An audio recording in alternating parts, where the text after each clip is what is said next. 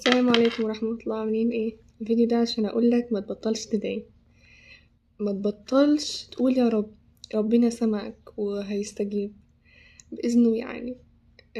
وان يا سيدي مستجابش فانت اخدت جبال حسنات من دعائك. الدعاء في حد ذاته عبادة.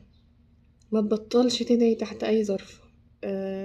ادعي بكل حاجة وابسط الاشياء، ابسط الاشياء ادعي بيها.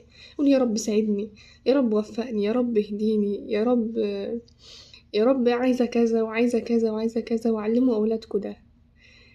ما تنسوش إنه حتى لو الدعاء ما جاش زي ما انتوا عايزين، افتكروا إن اللي جه هو المكان اللي ربنا عايزكم فيه. واللي ما جاش وانت دعيتوا بيه افتكروا برضو إن الدعاء ما راحش هدر أبدا أبدا. ربنا شايله، ربنا شايله، وانت هتاخده حسنات وهتتفاجئ بيه جبال من الحسنات عندك يوم القيامة. وهتقول يا رب من أين لي هذا. بس كده. السلام عليكم.